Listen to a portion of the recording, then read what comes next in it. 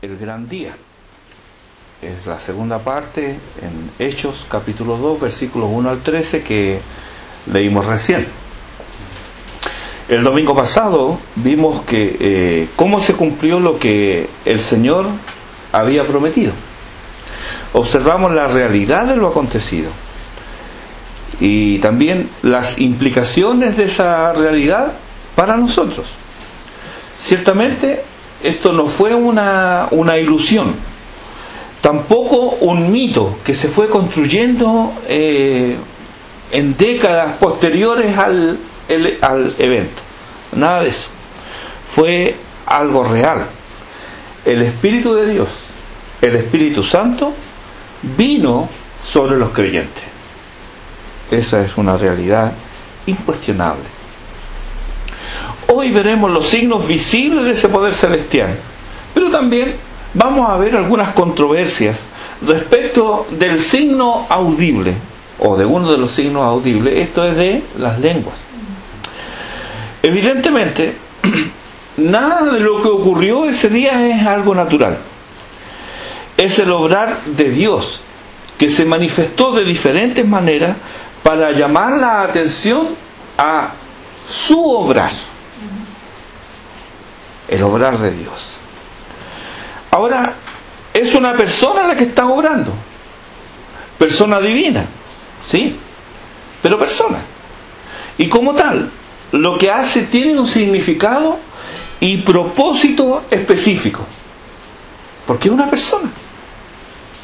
Veamos entonces esas manifestaciones en su obrar. Lo primero que aquí nos llama la atención, en el versículo 2, es lo inesperado del fenómeno audible. Fue de repente. De repente. Como el terremoto que hay en el capítulo 16, versículo 26, cuando Pablo y Silas están presos, dice que de repente vino un terremoto. Y los terremotos, nosotros lo sabemos bien, vienen de repente. Nadie lo espera. Pero este estruendo que leemos aquí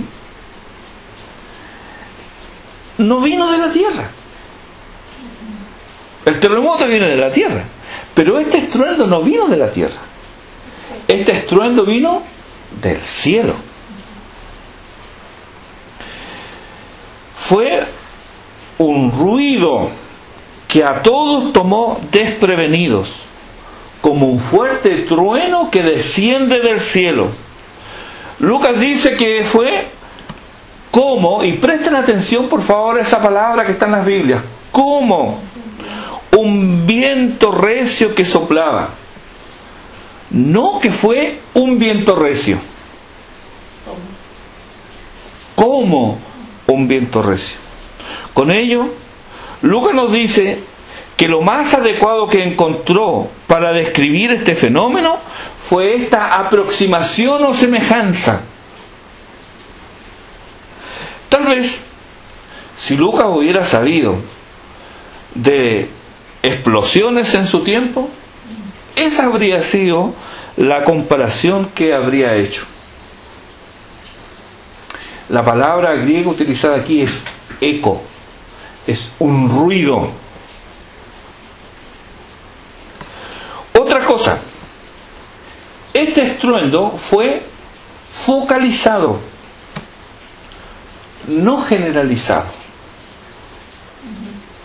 No fue un estruendo que escuchó todo el mundo como que estaba ocurriendo en todo lugar. No, fue en un lugar específico que pudieron identificarlo quienes estaban en Jerusalén. Allá fue el estruendo. Fue focalizado. El versículo 3 nos dice que y se les aparecieron lenguas repartidas, otra vez, como de fuego, asentándose sobre cada uno de ellos. Otra vez, aquí tenemos elementos comparativos o semejantes, porque nadie había visto jamás suceso semejante, y fue menester aproximar lo visto a lo que Lucas describe. Algo brillante se asentó sobre cada uno. ¿De los discípulos o de los apóstoles? No podemos ser dogmáticos aquí. Solo les invito a reflexionar al hecho de encontrar una casa en la que puedan estar sentadas 120 personas. Eso va a resolver el dilema de que si fue sobre los discípulos, porque aquí le dicen no, fue solamente sobre los discípulos, y aquí le dicen no, fue solamente sobre los apóstoles. Los apóstoles en este momento eran 12 y los discípulos eran 120. Entonces, solamente para reflexionar, porque en realidad no tiene mayor importancia si fueron 12 o 120. Pero no se puede ser dogmático aquí. Aquí tenemos entonces signos audibles y visibles jamás vistos de origen celestial. Ningún hombre pudo manipular ni reproducir estos fenómenos. Aclaremos entonces que no fue un viento recio con lenguas de fuego. No es eso. Eso no es lo que dice el texto. La tercera señal y más importante y también inusitada la tenemos en el versículo 4, donde nos dice: y fueron todos llenos del Espíritu Santo. ¿Cómo lo supieron? Ellos comenzaron a hablar en otras lenguas según el Espíritu les daba que hablasen. Ciertamente nadie podría imitar los dos primeros fenómenos, pero tampoco podrían fingir el tercero, porque ¿quién puede fingir que habla otro idioma fluida e inteligentemente? No repetían frases o palabras a modo de cacofonía ininteligible. No era una repetición de frases o de palabras.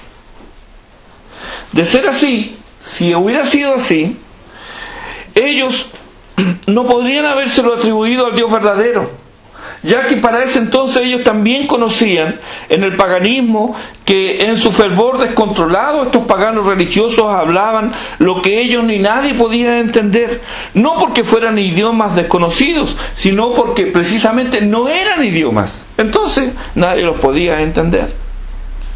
¿Por qué es importante esto? Porque la venida del Espíritu Santo era para dar testimonio del Señor Jesucristo. El Señor había dicho del Espíritu Santo en Juan capítulo 16, versículo 14: Él me glorificará, hablando del Espíritu Santo. Este es el Espíritu de Dios. Y si no llama la atención a sí mismo, mucho menos llamará la atención hacia cualquier mortal. Él vino para glorificar a Cristo, para llamar la atención hacia Jesucristo, para exaltar a Cristo. Por consiguiente, su obrar entre los hombres no es para exaltarles a ellos, sino para que ellos exalten a Cristo con sus vidas, con sus palabras y con sus obras. Por ello, si solo tuviéramos hasta el versículo 4, el relato estaría incompleto. Sabríamos qué ocurrió, pero no el por qué. No tendríamos una explicación de esta manifestación celestial. Aunque más adelante veremos cómo Pedro termina su primera predicación. Veamos Hechos capítulo 2 versículo 36, cómo Pedro termina esta predicación. Dice: sepa pues ciertísimamente toda la casa de Israel que a este Jesús a quien vosotros crucificasteis, Dios le ha hecho Señor y Cristo. Tenemos entonces que la manifestación del Espíritu Santo en el hablar en lenguas no fue otro que el de dar testimonio de Jesucristo, y esto en distintos idiomas no aprendidos previamente. Para confirmarnos esto, Lucas ahora nos dice en el versículo 5 que para esa fiesta había en Jerusalén varones piadosos de todas las naciones bajo el cielo.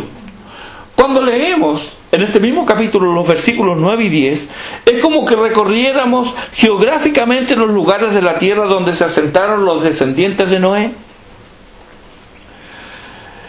Por ejemplo, allí están los descendientes de Sem, judíos, árabes, partos, medos, elamitas y los habitantes de Mesopotamia, todos ellos descendientes de Sem. Están los descendientes de Jafet, Capadocia, Ponto, Asia, Frigia, Panfilia y romanos, todos ellos descendientes de Jafet. Y también están los descendientes de Cam, Egipto, de las regiones de África más allá de Cirene, y cretenses. Estaban en la descendencia de Noé representados todos los pueblos de la tierra. Esto también sería parte de la promesa hecha en su momento a Abraham, cuando Dios le llama en Génesis 12:3 y le dice a Abraham: y serán benditas en ti todas las familias de la tierra.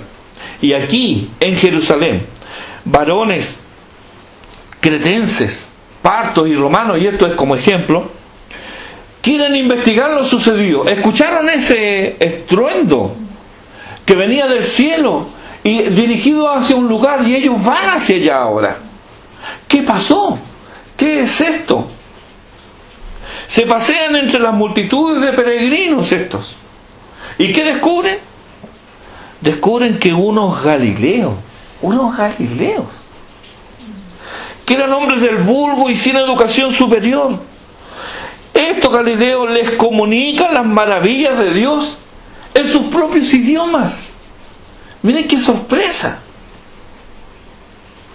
El versículo 6 dice: y hecho este estruendo, se juntó la multitud. El estruendo en este versículo 6 es diferente del estruendo del versículo 2. Las palabras son distintas, aunque han sido traducidas de igual manera en nuestras Biblias. Aquel del versículo 2 provenía del cielo y fue focalizado. De hecho, llamó la atención en la ciudad la fuerte sacudida. Pero ahora, la palabra para estruendo es distinta. Aquí no es ruido como es una explosión, sino que son voces en alta voz. La palabra griega que hay aquí no es ecos, es foné, de donde viene lo que tiene que ver con el habla. Es un estruendo, sí, pero de voces. Y con ellas alaban, bendicen y magnifican a Dios unos pobres galileos.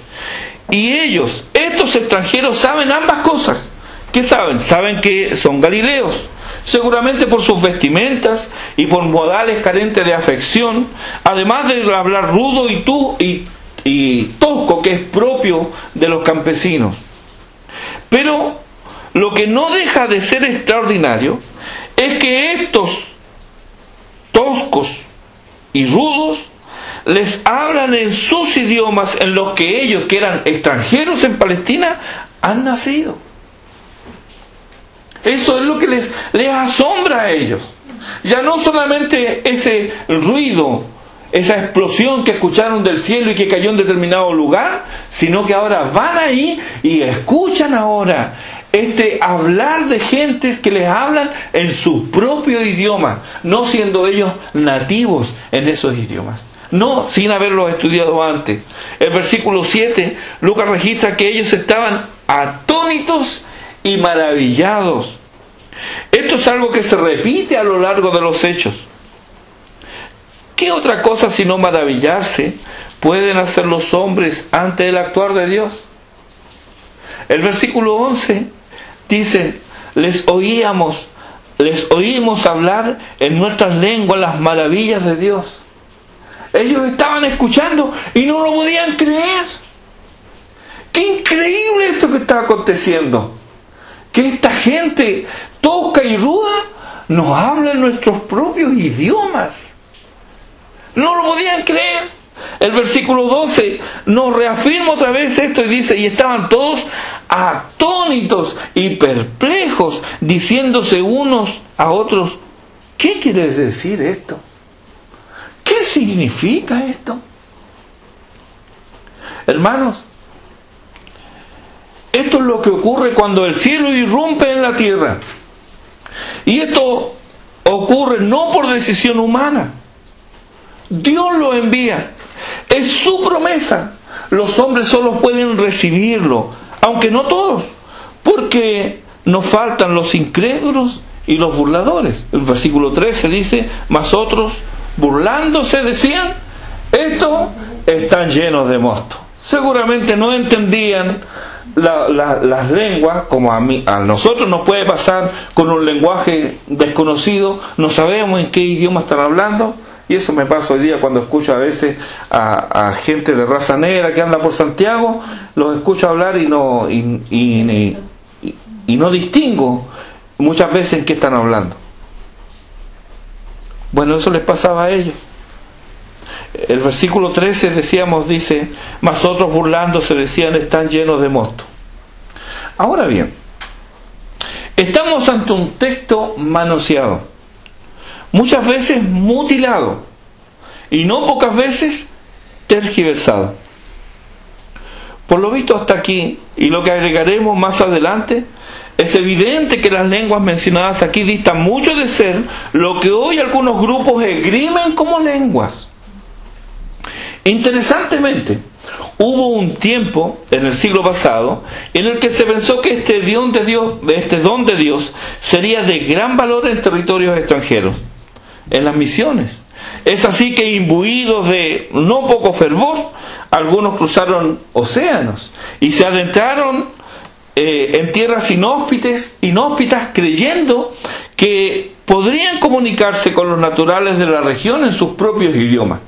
Ellos creían firmemente que habían recibido este mismo don. Entonces, nada de estudiar el idioma de los nativos. Vamos, si hemos recibido este don y le vamos a hablar del Señor, y ellos no van a entender.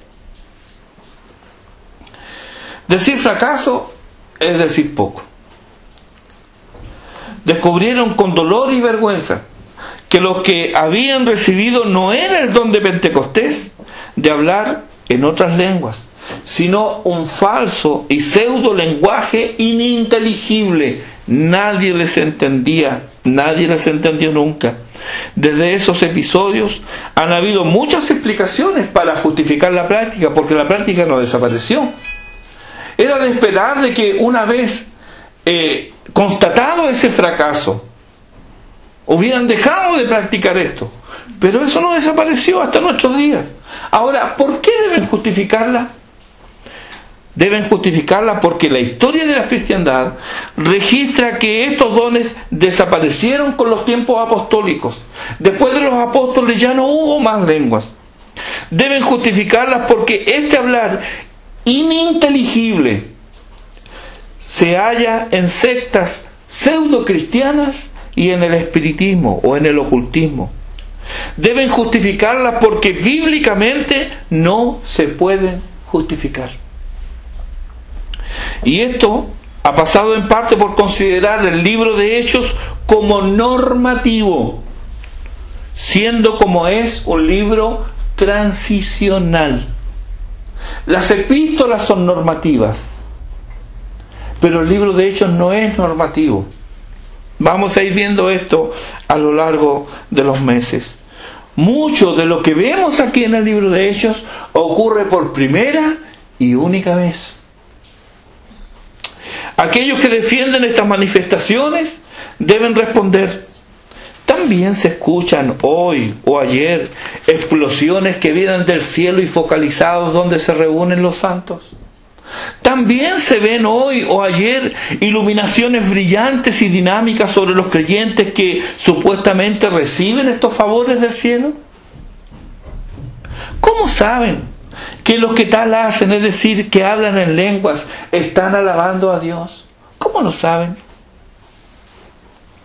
¿Acaso hacen referencia y apuntan a Jesucristo como es el bendito ministerio del Espíritu de Dios? Pues de todo esto no había dudas en Pentecostés. Los discípulos y apóstoles estaban pasando de una dispensación a otra.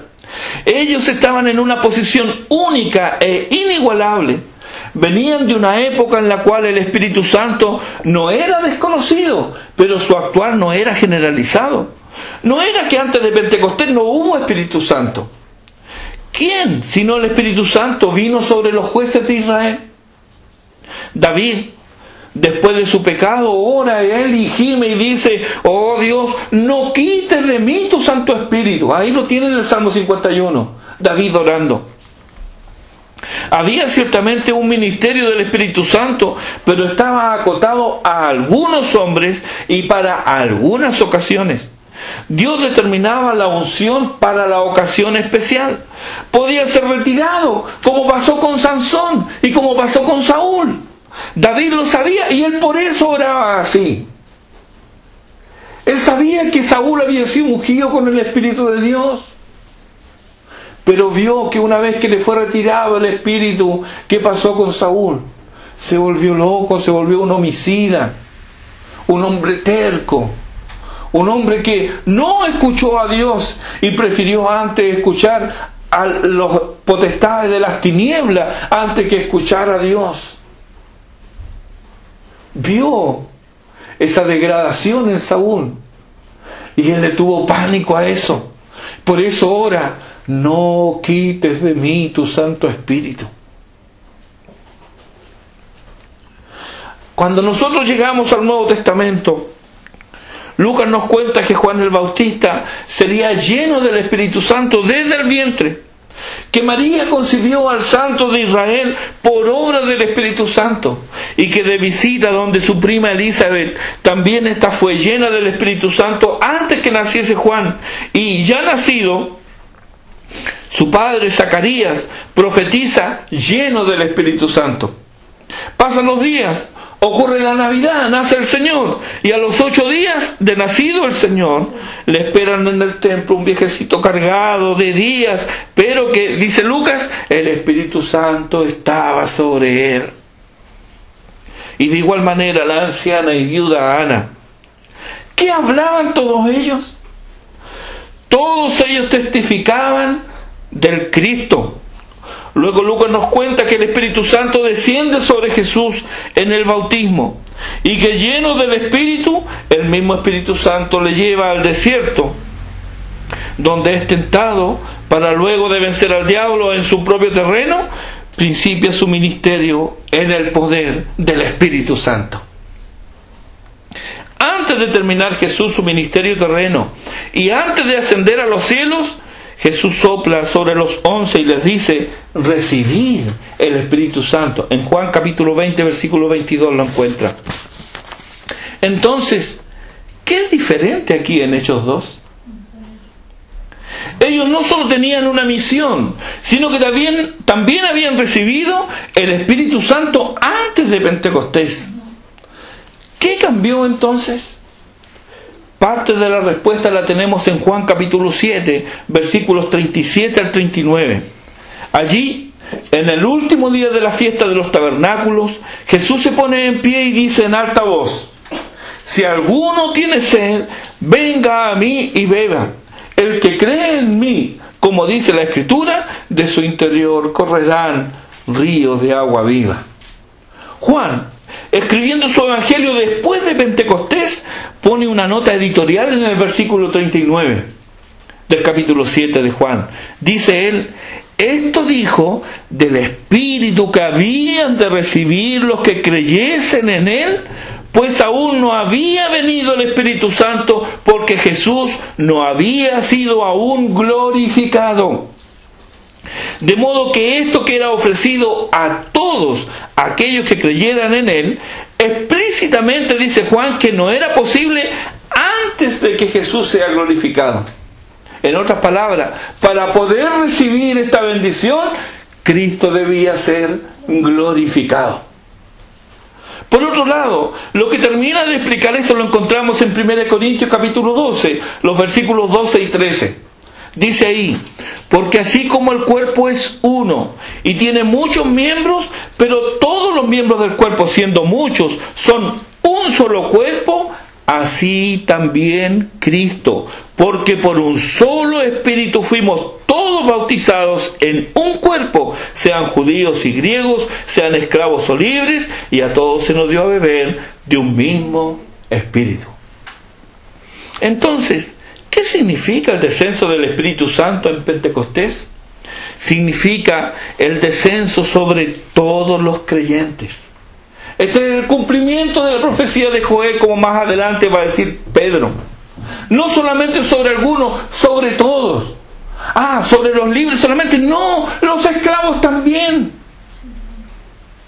No hay diferencia. En ese día los creyentes entonces fueron bautizados en un cuerpo, el cuerpo de Cristo, que es la iglesia. Y ese es el cumplimiento pleno del nuevo pacto profetizado por los profetas. Por ejemplo, Ezequiel capítulo 36 versículo 27 nos dice: y pondré dentro de vosotros mi espíritu. Pondré dentro de vosotros mi espíritu, y haré que andéis en mis estatutos, y guardéis mis preceptos, y los pongáis por obra. Ya no era algo exclusivo de algunos israelitas, ahora era para todos los creyentes. En Babel fueron separados por las lenguas. Ahora en Pentecostés las lenguas manifestaban la unión de todos los pueblos en uno. El pueblo de Dios, el reino de Cristo, de todas las razas, de todas las naciones, de todas las lenguas. Y es glorioso constatar, hermanos, que al final de los tiempos, nos dice Apocalipsis, una gran multitud, la cual nadie podía contar, de todas las naciones y tribus y pueblos y lenguas, que estaban delante del trono y en la presencia del Cordero, vestidos de ropas blancas y con palmas en las manos, y clamaban a gran voz diciendo: la salvación pertenece a nuestro Dios, que está sentado en el trono, y al Cordero. Esta visión celestial es real porque es consecuencia de Pentecostés. También nosotros hoy gozamos y disfrutamos esta bendición si hemos creído en Cristo. Colosenses capítulo 2 versículos 9 y 10 nos dice: porque en Él habita corporalmente toda la plenitud de la deidad. ¿De quién habla? De Cristo. En Él, en Cristo habita corporalmente toda la plenitud de la deidad. Y dice Pablo: y vosotros estáis completos en Él. En Él. Segunda de Pedro capítulo 1 versículo 3 dice que todas las cosas que pertenecen a la vida y a la piedad nos han sido dadas por su divino poder.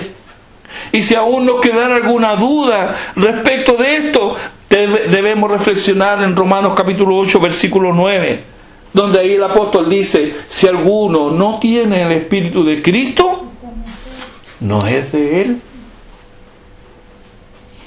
Nada le falta a ningún verdadero creyente.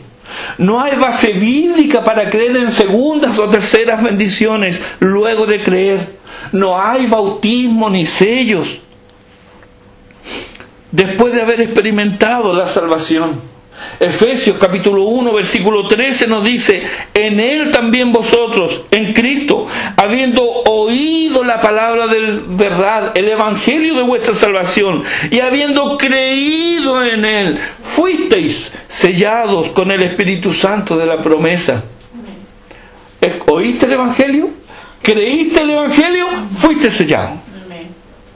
Eso lo dice la palabra del Señor. ¿Qué hacemos entonces con los que dicen haber tenido la experiencia de la bendición pentecostal?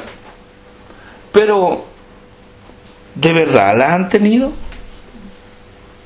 Leamos nuevamente el pasaje y veamos si es lo mismo que escuchamos de quienes esgrimen como fundamento la experiencia. Cuando supuestamente ocurrió, se acercaron otros porque oyeron el ruido estrepitoso que vino del cielo. Quedaron asombrados de ver sobre ellos un brillo dinámico semejante a lenguas de fuego. Hablaron otros idiomas. Estos tres fenómenos están juntos y no se pueden separar. Hasta ahora, de cientos de testimonios que he escuchado, ni uno solo se asemeja al relato de Lucas. Alguien puede argumentar: bueno, pero ¿y las lenguas? Las lenguas. Muy pocos he oído que han hablado fluido, pero ninguno de ellos sabía lo que decía. Inclusive se disculpaban porque decían: otro espíritu tomaba el control de sus lenguas. admitían que ellos no tenían el control de sus lenguas, yendo así en clara contradicción a lo que Pablo le corrige a los carnales corintios en 1 Corintios capítulo 12 versículo 32. Allí dice: los espíritus de los profetas están sujetos a los profetas. El Espíritu de Dios jamás anula la personalidad del hombre. Los espíritus de los profetas están sujetos a los profetas. Hermanos, el significado de Pentecostés no son las lenguas. El significado de Pentecostés significa una nueva unidad en el Espíritu que trasciende a partir de ahí las barreras raciales, nacionales y lingüísticas. A partir de ahí, a partir de Pentecostés, el pueblo de Dios es uno solo, porque fuimos bautizados en un cuerpo, la iglesia. ¿Y tú? ¿Has sido bautizado en el cuerpo de Cristo? ¿Eres parte de la iglesia de Cristo? ¿O eres amigo de los críticos y burladores de Pentecostés? Juan, capítulo 12, versículo 37 y siguientes, nos presenta a los que no creían en Él. El mismo texto nos dice que la consecuencia de no creer es que después no podían creer. Miren, son dos cosas y son distintas. Primero no crees y después no puedes creer. No nos engañemos pensando que porque se hacen cosas buenas a los ojos de los hombres o porque te niegas a hacer lo malo, eso es suficiente. Escucha más bien a Jesús, quien nos dice en Juan 6:29: esta es la obra de Dios, que creáis en el que Él ha enviado. ¿Has creído en Él? Ven a Cristo ahora. Pídele arrepentimiento y fe. Él dice: el que me viene, no le echo fuera. Entonces, cuando Él te reciba, experimentarás la bendición pentecostal. Serás unido al cuerpo de Cristo. Serás parte de los redimidos. Serás parte de la iglesia. En el nombre de Cristo. Amén. Amén. Oremos.